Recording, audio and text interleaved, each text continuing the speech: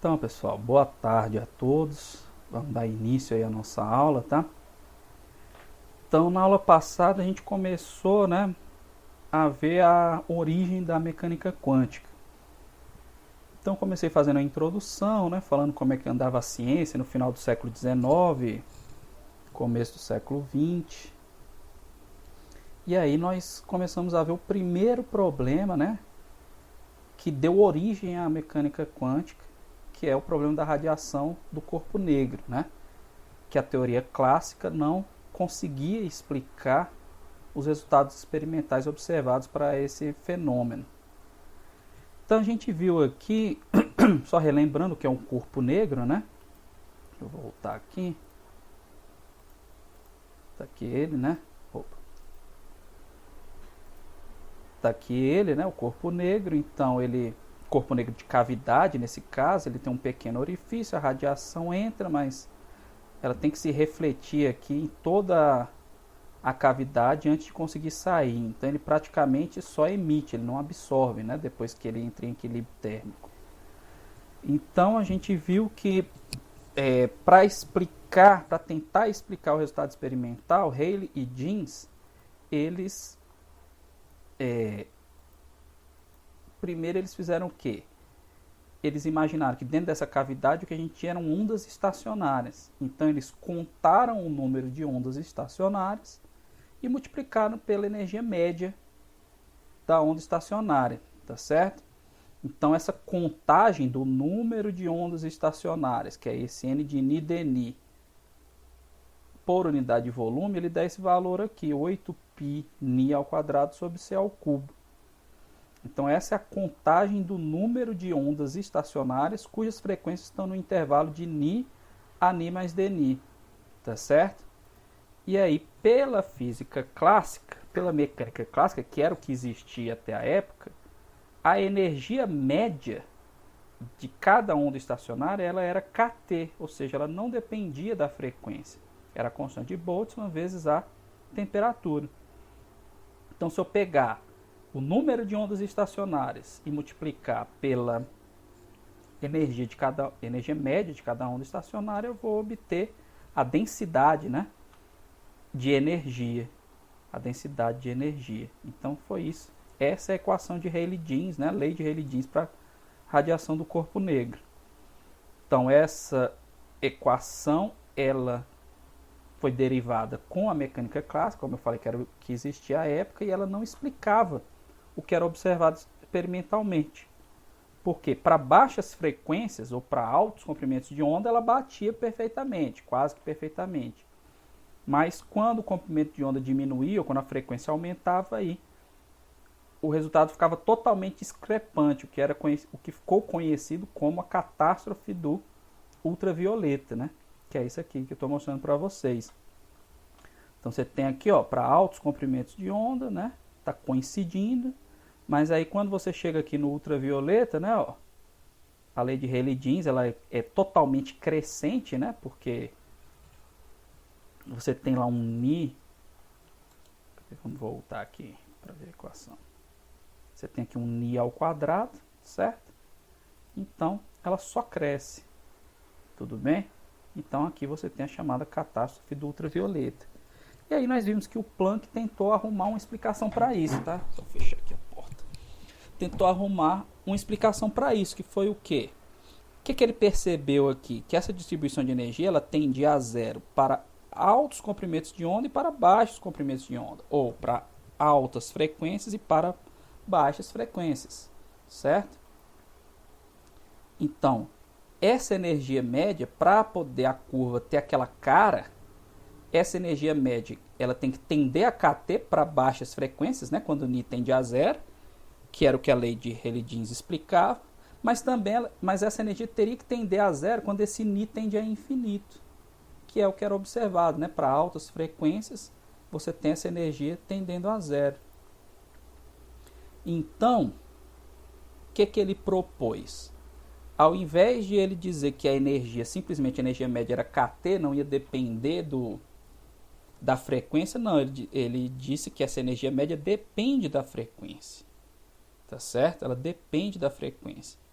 E aí, ele, utilizando essa dependência da frequência e usando a distribuição de Boltzmann, porque de onde é que vem aquela energia média kT? Da distribuição de Boltzmann, tá certo?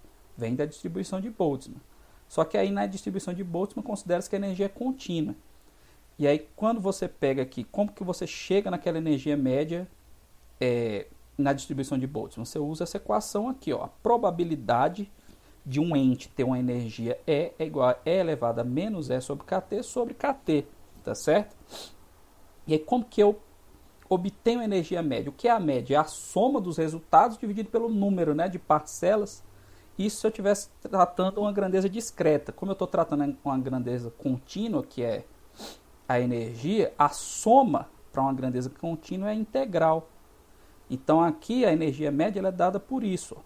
Integral de E, P de E dE, sobre a integral de 0 a infinito, P de E dE, tá certo? Essa integral aqui de baixo tem que dar 1, porque a probabilidade, a soma de todas as probabilidades de eu ter um ente com energia E, quando eu somar todas as probabilidades tem que dar 1, né? A soma de todas as probabilidades de eventos independentes tem que dar igual a 1, tudo bem? E aqui eu faço a soma, né, da energia, fez a probabilidade de o ente ter aquela energia, tá certo? E aí essa integral ela é fácil de resolver. Eu resolvi lá na sala, nas nossas aulas presenciais, tá? Você pega aquela expressão da probabilidade, substitui aqui e resolve essa integral, mas acho que não vem ao caso a gente resolver novamente aqui, tudo bem? Então quando você resolve isso aqui, considerando que a energia é contínua, você chega nesse valor aqui para a energia média. A energia média é igual a KT. O que o Planck fez? Ele considerou, ele passou a pensar, antes de chegar lá no Planck, só mostrar esses gráficos aqui, né? Esse gráfico aqui é a probabilidade, né, de você ter uma partícula com energia E, tá certo? E aqui é o produto E vezes P de E. Então, quem é o valor, esse KT aqui, que é a energia média? É a área, né, sob essa curva. Então, o que o Planck imaginou, né? Que essa energia não deveria ser contínua. Ela era uma energia, ela era uma variável discreta ao invés de uma variável contínua, tá certo? Então, a energia não poderia ter todos os valores possíveis. Ela seria múltiplos de ΔE, que é a diferença de energia entre os estados possíveis, entre as energias possíveis, tá certo? Então, se eu considerar que a energia é contínua, ou que é discreta, o que vai acontecer aqui? Aí aqui eu tenho três situações diferentes, né? Deixa eu ver aqui, dá para dar zoom nisso aqui. Deixa eu dar um zoom nisso aqui. Vou olhar minhas ferramentas aqui, tá? Tá aqui, achei. Então, ó, tá aqui, ó. Aqui eu tenho uma energia média de KT, né? E aqui a minha área, ela é aproximadamente KT. Por quê? Porque os ΔE são muito pequenininhos, estão todos um próximos dos outros. Então, quando eu somar a área de todos esses retângulos aqui, é praticamente a área que está debaixo da curva, que é KT. Se eu aumento o valor desse ΔE, eu tenho essa região toda aqui que dá entre o zero e o ΔE, que não é permitida, né? Eu não tenho energia possível entre zero e ΔE. Então, se eu somar a área desses retângulos aqui, vai dar menor que KT, que é a área debaixo dessa curva. Já se eu tiver um ΔE muito grande, muito maior que, aliás, um ΔE muito grande, maior que KT, essa área aqui, ó, vai ser bem menor do que o KT. Então, um ΔE grande demais vai tender a zero essa área aqui, tá certo? Então, deixa eu voltar aqui agora. O que o Planck descobriu? Que ele poderia obter E tendendo a KT quando a diferença de energias sucessivas, né, ΔE for pequena, e E tende a zero quando ΔE é grande. Então ele observou que esse ΔE depende da frequência, porque o resultado experimental mostrava isso, né, que para frequências pequenas o E tende a KT e para frequências grandes o E tende a zero. Tá certo? Ou o contrário, frequência pequena ele tende a zero e frequência grande ele tende a KT. Então o que vai acontecer aqui? Como o E depende da frequência, ele pensou o mais simples possível, né? Não, o ΔE, aliás, o ΔE depende da frequência, tá certo? Deixa eu só voltar aqui. Volta. Quando o delta, eu falei que frequência pequena, o E tende a zero. E frequência grande, frequência pequena, o E tende a KT. E frequência grande, o E médio tende a zero. Certo? É isso. Então, vamos continuar.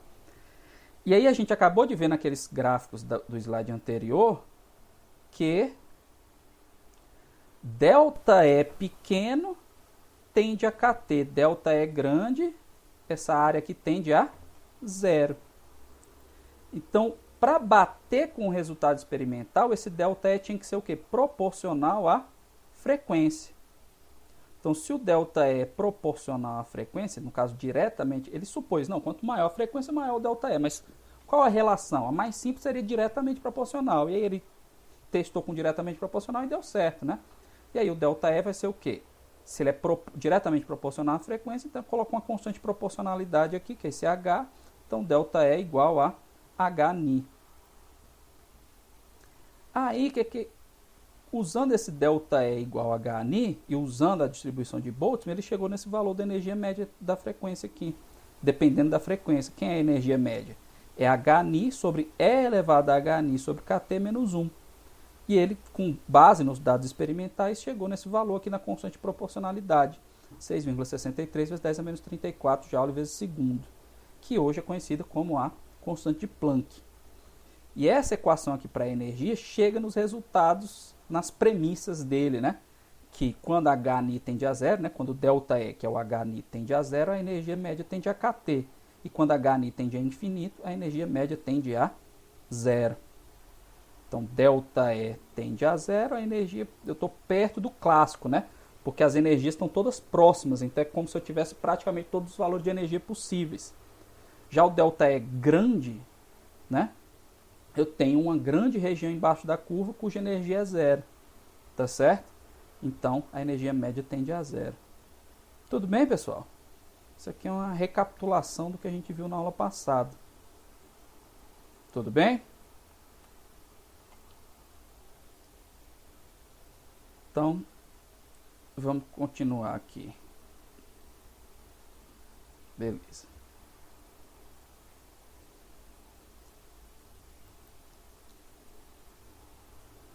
Então, quando você pega o raciocínio aqui de calcular a densidade de energia, não mudou. Como é que eu calculo a densidade de energia? Eu calculo o número de ondas estacionárias por unidade de volume e multiplico pela energia média. Só que agora a energia média é dada por isso aqui, ó.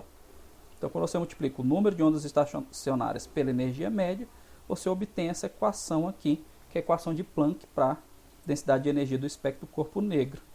Tá certo? E aí, quando você pega aqui quando ele pegou essa equação dele e ajustou aos dados experimentais, ele viu, ó, que os pontos caíram exatamente sobre a curva que representa essa equação aqui.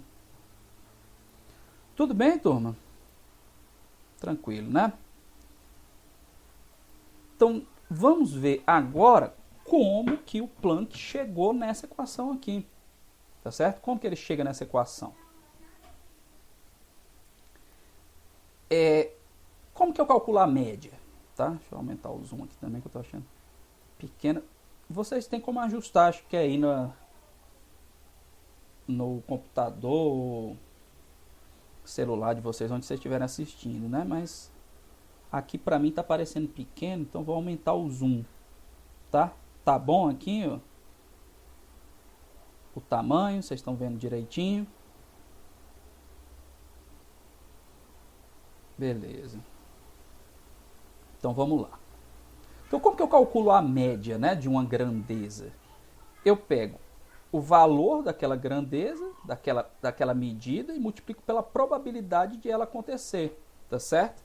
É como eu falei lá da nota lá da média, né, de vocês, das notas, né, média das notas, né?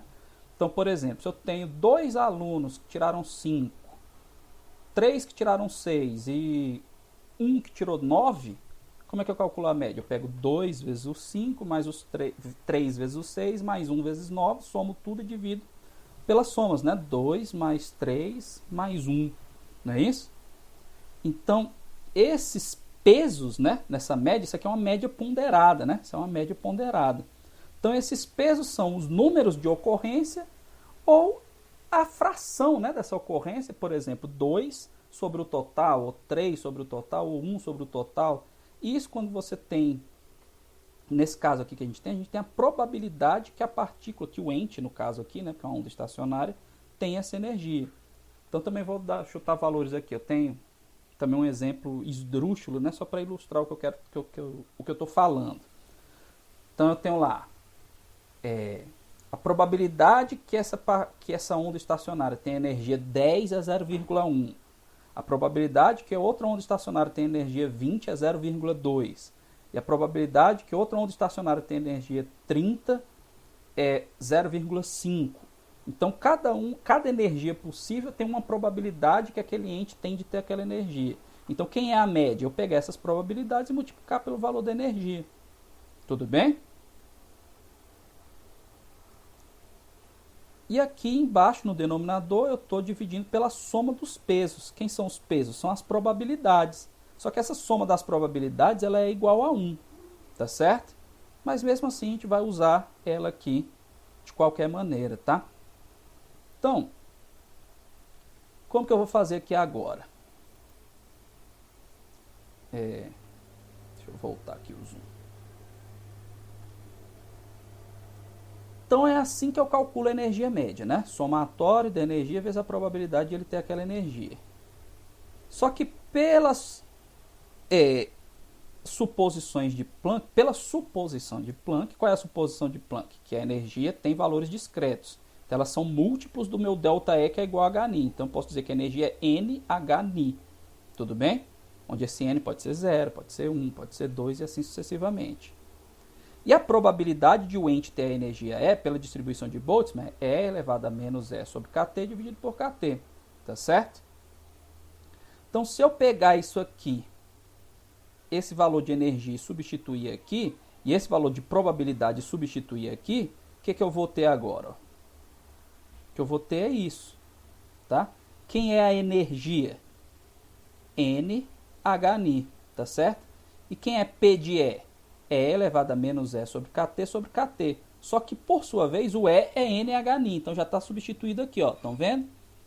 Esse cara aqui, ó, deixa eu pegar aqui, vou riscar aqui, tá? Então, pessoal, esse cara aqui, ó, quem é esse cara aqui? Esse cara aqui é o meu E, certo? Tudo bem? E esse outro cara aqui, ó, esse outro aqui, ele é o meu P de E, tá certo? Quem é o P de E? E elevado a menos E sobre Kt sobre Kt. Tudo bem, turma? Vocês entenderam?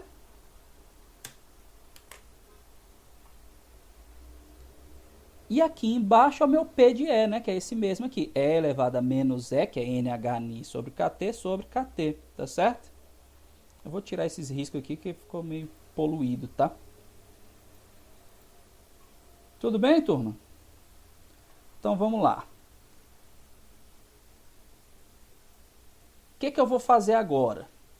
Como eu estou vendo que está aparecendo esse Hν sobre Kt aqui, eu vou chamar isso de alfa, tá? Meio que para despoluir, né, o que a gente tem aqui. Fazendo isso, o que vai acontecer? Ó? Como Hν sobre Kt é alfa, então aqui ficou N alfa, certo? Aí aqui de novo, ó, Hν sobre Kt é alfa, então ficou E elevado a menos N alfa, tá certo? Aqui embaixo ficou o quê? 1 sobre Kt, aí aqui esse 1 sobre Kt eu trouxe para cá, ó, tá? Que aqui, como ele está no denominador, então 1 sobre 1 sobre Kt é Kt, aí ele veio para cá, tá certo? E aqui ficou simplesmente o somatório de E elevado a menos N alfa, né? Porque Hν sobre Kt é o alfa, tá certo? Todo mundo acompanhando?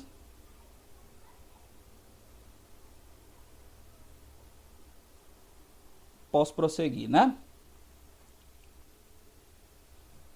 Então pronto. O que a gente fez aqui então? Usou como é que eu calculo a energia média, né? É o somatório da energia vezes a probabilidade de ele ter aquela energia, sobre o somatório das probabilidades. Para a energia eu substituí por NHNI, e a probabilidade é elevada a menos E sobre KT sobre KT. E aí nós chamamos HNI sobre KT de alfa, e substituímos aqui. Então agora a gente está com essa equação aqui, tá certo? Essa equação que a gente tem no momento, ela pode ser resolvida observando a seguinte relação aqui, tá? Vamos chegar nessa vamos ver que essa relação ela vai levar àquela equação que a gente tem lá. Opa. Deixa eu voltar aqui pro mouse. Então aqui, pessoal, é o seguinte, ó. Quando eu tenho essa relação aqui, ó, menos alfa dd alfa ln do somatório de n igual a zero até infinito de e elevado a menos alfa, tá? Se eu pegar essa expressão bem aqui e resolver, o que é resolver? Não tem uma derivada aqui, eu vou derivar isso aqui, tá? Então, como que vai ficar? Quem é a derivada do ln de alguma coisa? A derivada do ln de alguma coisa é 1 sobre essa coisa vezes a derivada... Coisa está muito feia, então vamos lá. Derivada do ln de y é 1 sobre y vezes a derivada de y, certo? Só que quem é o nosso y aqui? O nosso y é o somatório, né? Que é quem está dentro do ln. Quem é? O somatório de n igual a zero até infinito de e elevado a menos n alfa, tá certo? Então, o nosso y é esse somatório. Então, na hora que eu for resolver essa derivada, isso aqui vai ficar 1 sobre esse somatório, que está aqui, ó, 1 sobre esse somatório para n igual a zero até infinito, faltou colocar o n igual a zero aqui, depois eu ajeito, tá? Vezes e elevado a menos n alfa, tudo bem? Vezes a derivada da interna. Quem é a interna? A interna é o somatório, né? Então, continua aqui o meu menos alfa dd alfa do somatório, tudo bem? Agora, o que eu vou fazer aqui? Eu vou resolver essa derivada aqui, a derivada desse somatório, tá? Esse numerador bem aqui. Como que eu faço isso? Em primeiro lugar, como esse alfa aqui é uma constante, né? Que é o meu HNI sobre KT, se eu tiver a constante fora ou dentro do somatório, não faz diferença, tá, turma? Então, o somatório de uma constante vezes x é a mesma coisa que a constante vezes o somatório de x. Tá certo? Então, eu vou jogar isso aqui para dentro. Joguei o meu alfa aqui para dentro. Tudo bem? E outra coisa que a gente tem aqui, uma propriedade que a gente tem da derivada, que é a derivada da soma, é a soma das derivadas. Tá certo? Então, como a derivada da soma é a soma das derivadas, a derivada do somatório é o somatório das derivadas. Então, por isso que eu posso colocar a derivada aqui para dentro. Tudo bem, turma? Colocando essa derivada para dentro, o que vai acontecer? Agora ficou fácil, ó, porque a derivada de e elevado a menos n alfa d alfa é a derivada aqui dessa exponencial, né? Então, derivada de e elevado a menos n alfa d alfa vai ser o quê? Menos n vezes e elevado a menos n alfa. Tá certo? Tudo bem? Então, menos n vezes e elevado a menos n alfa. Tá? Só que como tem esse menos aqui fora, menos com o menos que veio da derivada fica positivo. Então isso tudo aqui ficou simplesmente o somatório de n alfa e elevado a menos n alfa. Tudo bem, pessoal? Todo mundo entendeu? Vou fechar assim.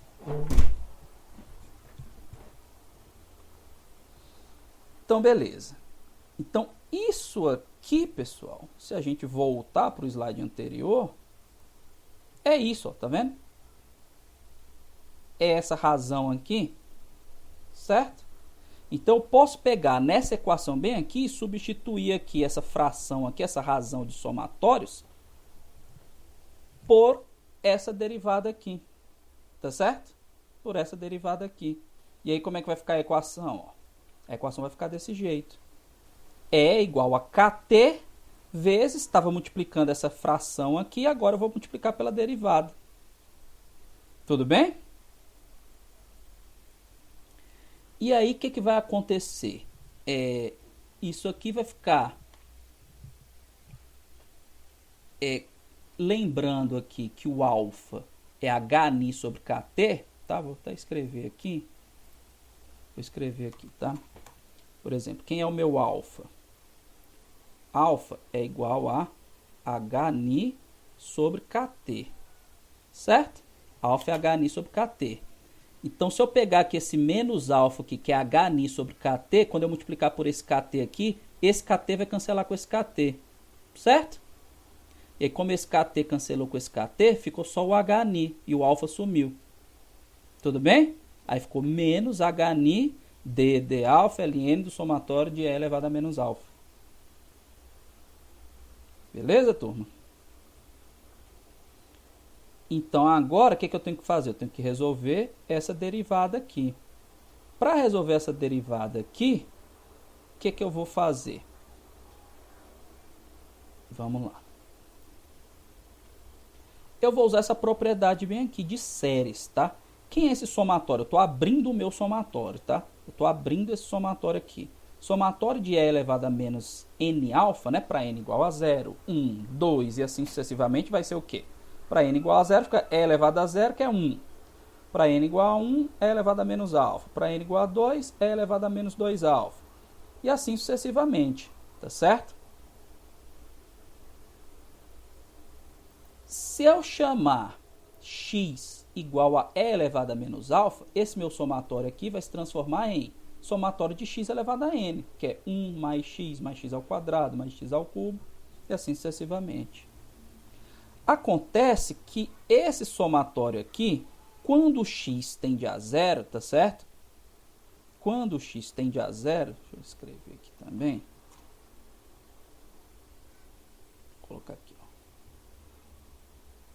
Quando x tende a zero, o que vai acontecer? Esse somatório ele pode ser aproximado por essa expressão bem aqui, tá, turma? Ó, 1 menos x elevado a menos 1. Tá certo? Isso é uma propriedade de séries. Esse somatório aqui, quando esse x tende a zero, ele pode ser aproximado como 1 menos x elevado a menos 1. Tudo bem? Aí por que o x tende a zero? Porque quem é o x? É E elevado a menos alfa. E esse alfa é pequeno. Por que o alfa é pequeno? Porque o alfa é Hni sobre Kt. E esse H é pequeno. É 6,63 vezes 10 a menos 34. Então eu posso usar essa aproximação sem medo de errar. Tá? Então se eu pegar aqui, então meu x é E elevado a menos alfa. Se eu pegar esse somatório agora aqui e substituir por 1 menos alfa elevado a menos 1 lá naquela minha equação, ó como é que vai ficar. Vai ficar isso aqui, ó. Certo? Vai ficar isso aqui. Eu só substituir por aquela aproximação, então ficou o ln de 1 menos E elevado a menos alfa elevado a menos 1. Aí essa derivada aqui é fácil, tá, pessoal? Só antes de derivar, vou aplicar uma propriedade de logaritmo aqui, tá? ln de 1 menos E elevado a menos alfa elevado a menos 1 é menos o ln de 1 menos E elevado a menos alfa, certo? Eu estou pegando esse menos 1 e estou multiplicando aqui. Como tem um menos aqui fora, isso aqui ficou positivo. Tudo bem? Então, ficou positivo Hni, a derivada do ln de 1 menos E elevado a menos alfa. Aí, a derivada do ln de y é 1 sobre o y, certo? Então, meu y aqui é 1 menos E elevado a menos alfa.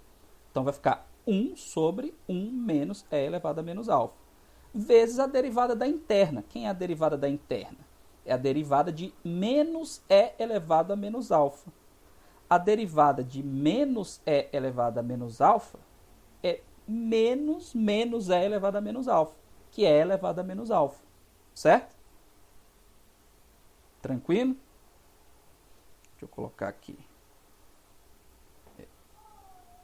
Derivada em relação a alfa de menos E elevado a menos alfa é igual a menos E elevado a menos alfa, certo?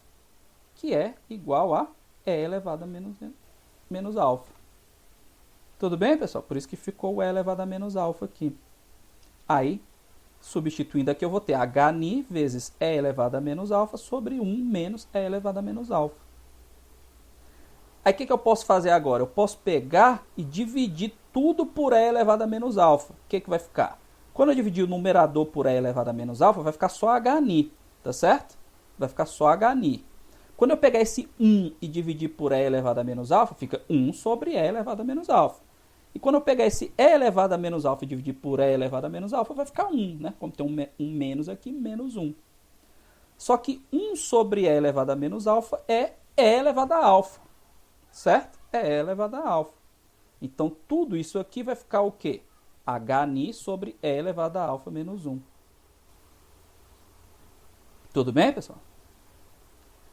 Aí, como meu alfa é Hni sobre Kt, quando eu substituir aqui o alfa por Hni sobre Kt, o que eu vou ter? Vou ter a expressão lá de Planck, tá? Para energia. Hni sobre E elevado a Hni sobre Kt menos 1. Tudo bem, pessoal? Todo mundo entendeu?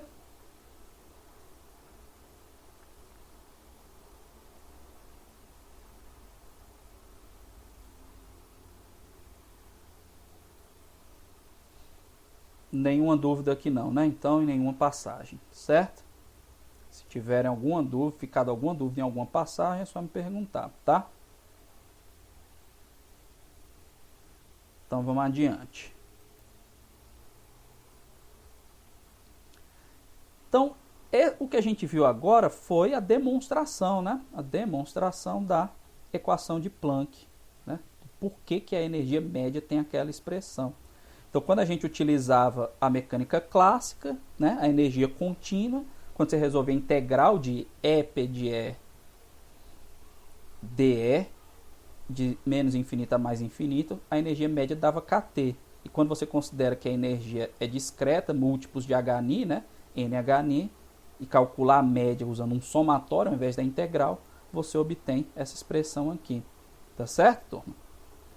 Então, de posse dessa expressão, tudo se explica, tá certo? Os dados experimentais se explicam e a gente pode chegar naqueles resultados que eu falei para vocês que eram empíricos.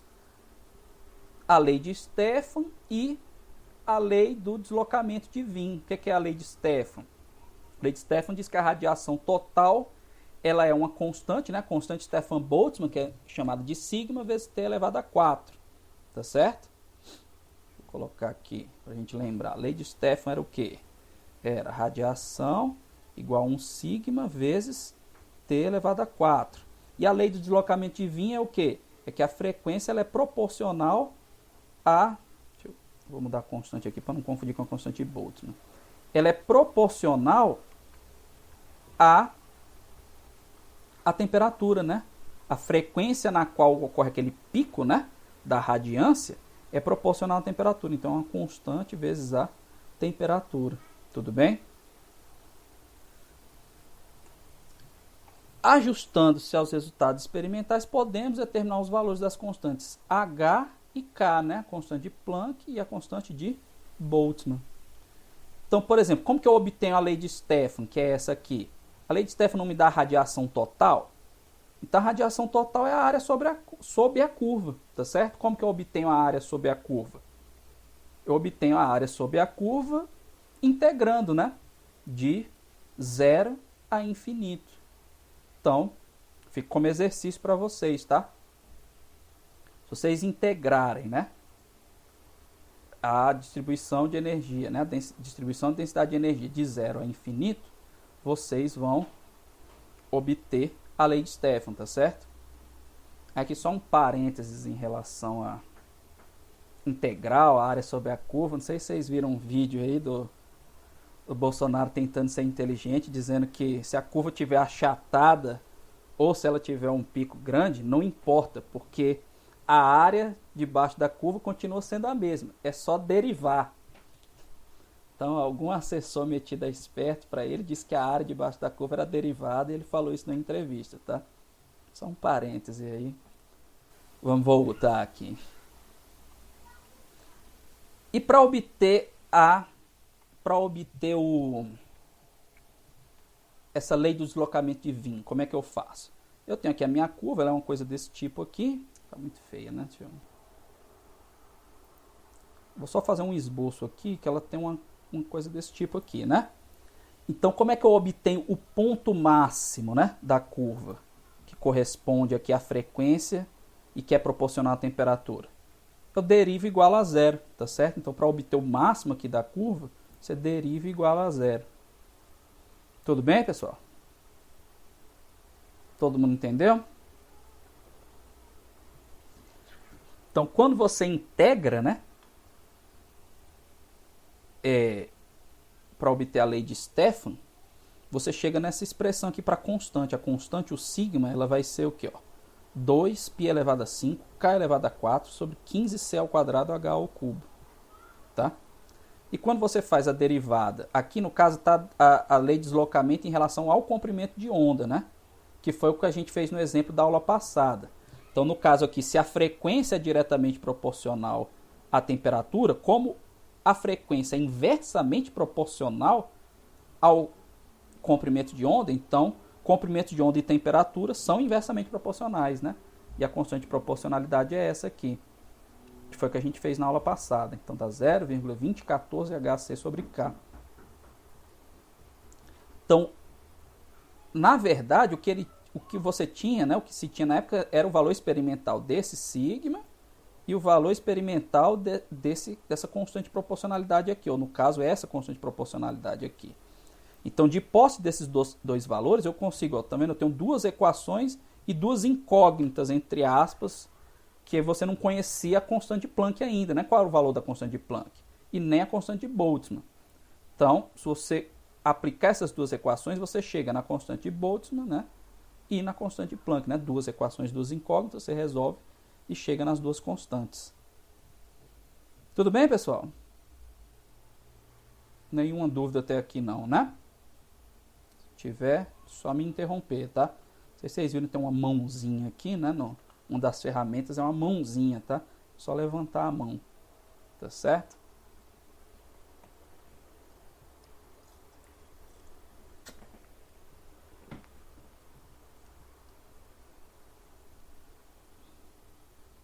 Sim, foi o primeiro método para determinar a constante de Planck. A constante de Planck foi determinada a partir desses resultados experimentais com a radiação do corpo negro. E aí, quando a gente estiver vendo o efeito fotoelétrico, né, que é o próximo assunto, a gente vai ver que também a gente tinha resultados experimentais que não concordavam com os resultados da física clássica.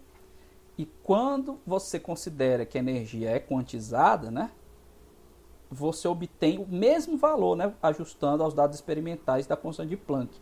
Então são fenômenos totalmente diferentes que levam ao mesmo valor da constante de Planck, indicando, né, que a teoria estava correta, tá certo? Isso aí a gente vai ver daqui a pouco, beleza?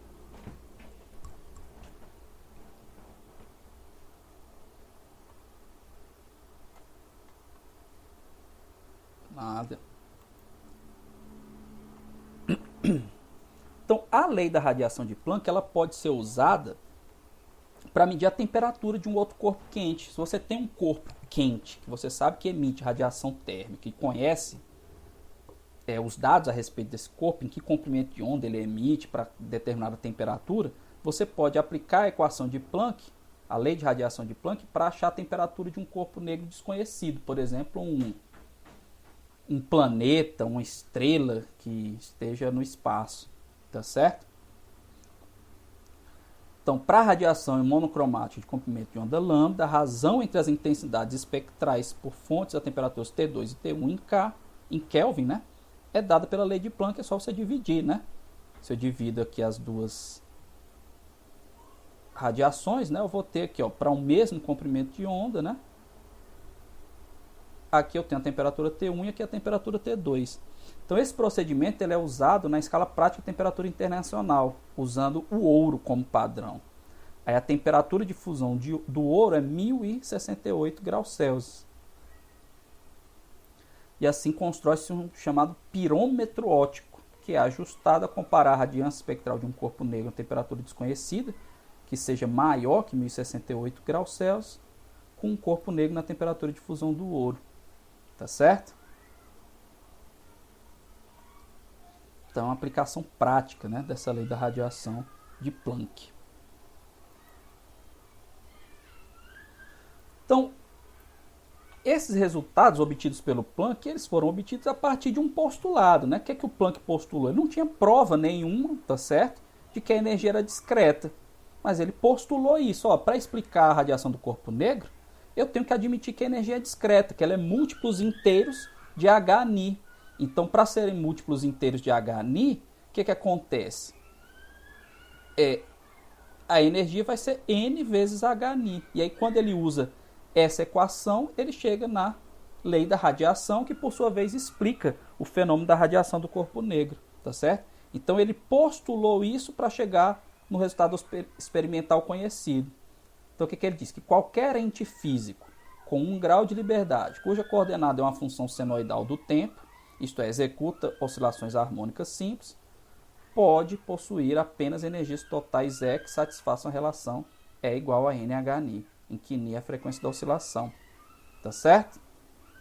Então, esse é o postulado de Planck.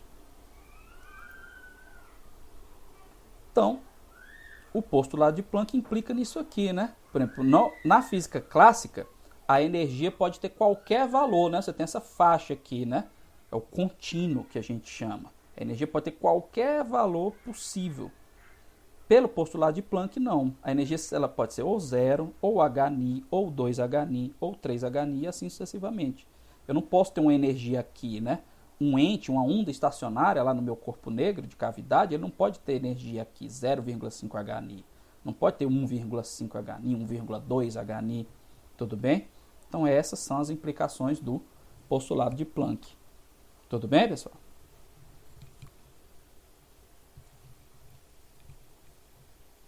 Então, façam esse exemplo aqui agora. Um pêndulo consistindo de uma massa de 0,01 kg está suspenso por uma corda de 0,1 metro de comprimento.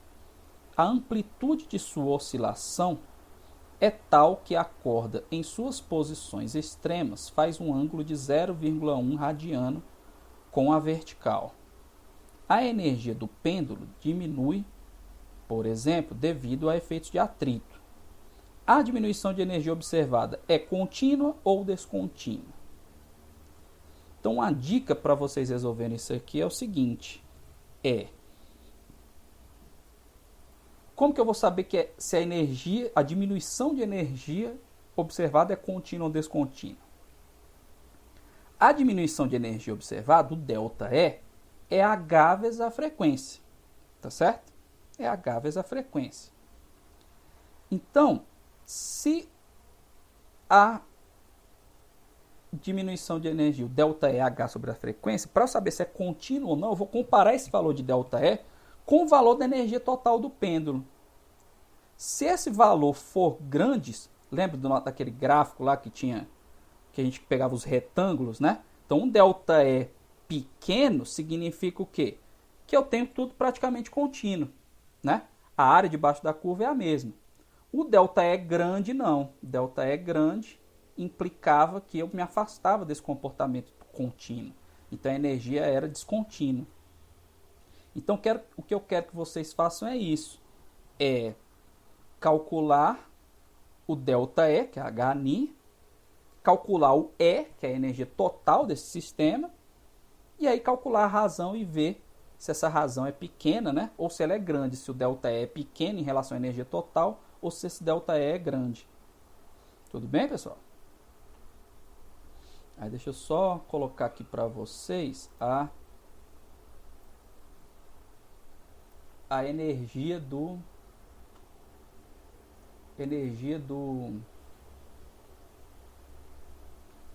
pêndulo, tá?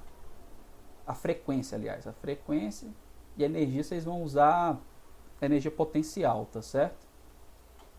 Só para ajudar vocês, deixa eu procurar aqui.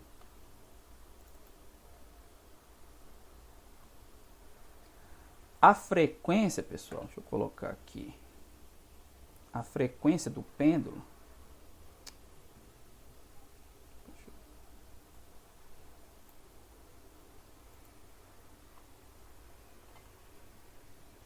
a frequência ela é 1 sobre 2π, tá certo? Vezes raiz de G sobre L. Tudo bem? E o pêndulo, eu vou pegar uma figura aqui para ajudar vocês, tá? Pronto, agora vocês estão vendo, né? Agora tá com o mouse, né? Então aqui é bom até que eu posso riscar, tá certo? Vamos riscar aqui. Então, ó, isso aqui, pessoal, ó. Como eu tenho uma ferramenta aqui que deixa eu desenhar uma reta, né? Vou desenhar uma reta, tá certo? Aqui, pá, uma linha. Então isso aqui, pessoal, ó, daqui até aqui, ó, tá? Ficou meio torto, mas vocês entenderam, né?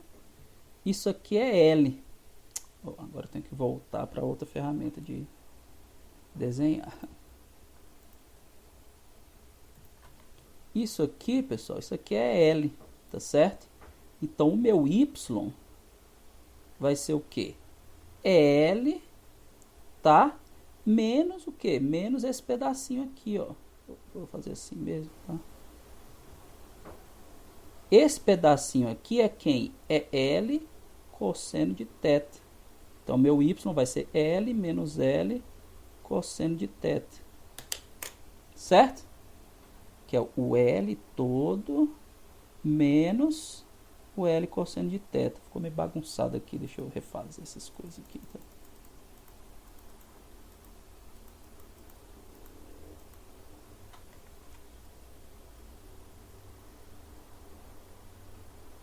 Então, vamos lá. Isso aqui, ó, é L, certo? Isso aqui, ó, até aqui só. Isso aqui é L cosseno de θ. Consequentemente, o meu Y vai ser o que? L menos L cosseno de θ. Certo, turma?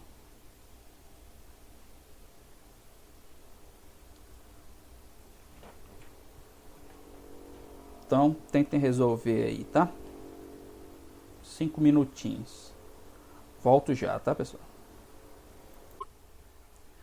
Então, pessoal, como eu falei para vocês, então você tem L, né? Esse lado do triângulo retângulo é L cosseno de θ, então meu Y é L menos L cosseno de θ. Então, como que eu calculo a energia potencial? Energia potencial vai ser mgy. E o Y, por sua vez, é L que multiplica 1 menos cosseno de θ, quando eu coloco em evidência, tá certo?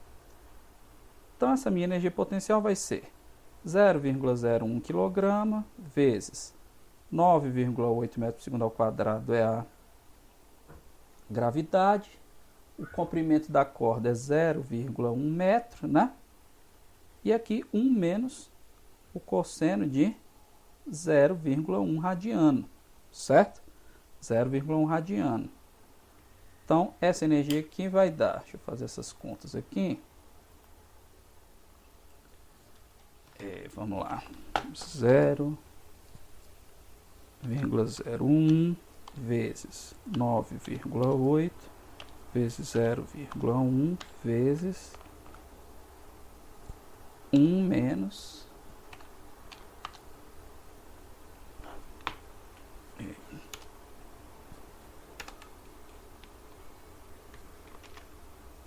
isso.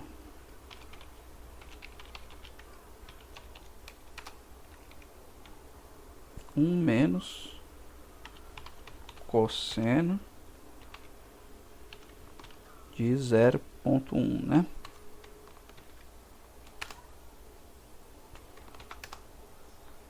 Deu 4,9 vezes 10 a menos 5, né? Essa energia. 4, mais ou menos isso.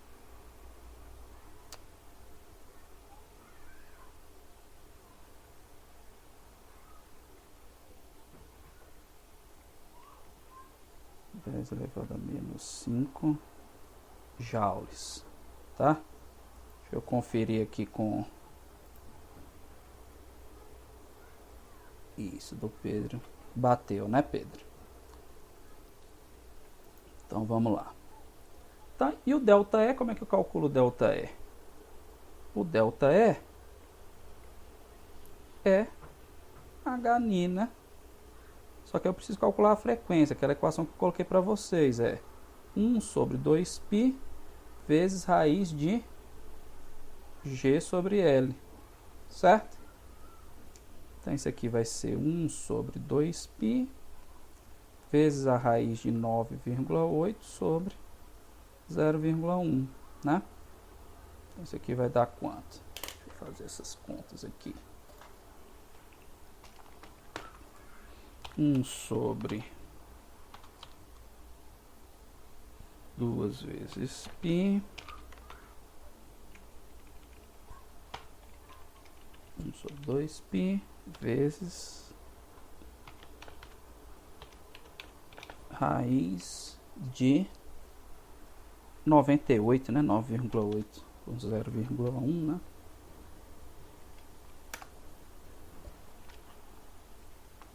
Deu 1,58 segunda menos 1, né?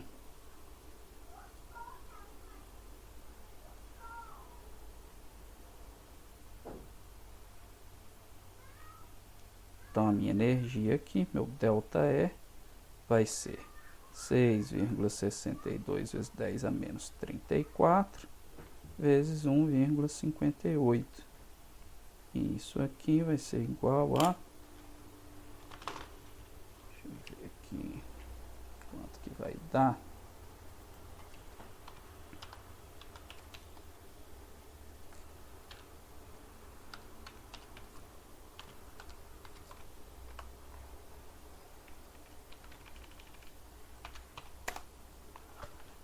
Deu 1,04 vezes 10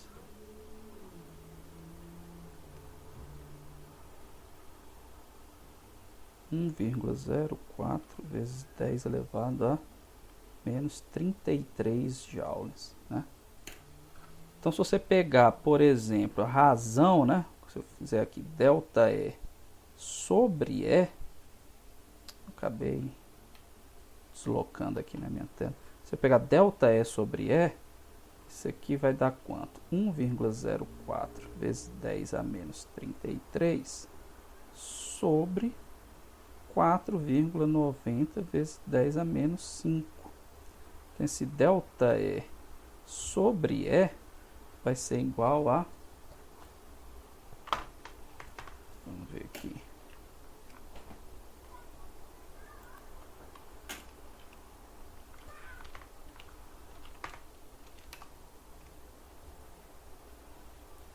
Vou pegar isso aqui e dividir por 4,90 vezes 10 a menos 5. Dá 2,13 vezes 10 a menos 19.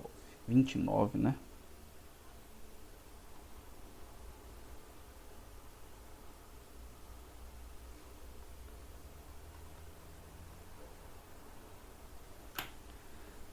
Então, o que está acontecendo aí? O que está acontecendo é que a diferença dos níveis de energia, que é o meu ΔE, a diferença do meu nível de energia, né, que é o ΔE, dos meus níveis de energia, que é esse ΔE, é muito pequena, 10 a menos, da ordem de 10 a menos 29. Não tem como você medir isso, não tem aparelho que consiga detectar essa diferença de energia. Então, o que você tem é uma coisa contínua, né? Você tem contínuo. E não poderia ser diferente, porque é um sistema macroscópico, né? Então, a energia aqui é contínua, tá certo? Todo mundo entendeu? Então, com isso a gente termina aqui o capítulo... Termina o capítulo 1, tá? Do nosso livro texto, tá certo?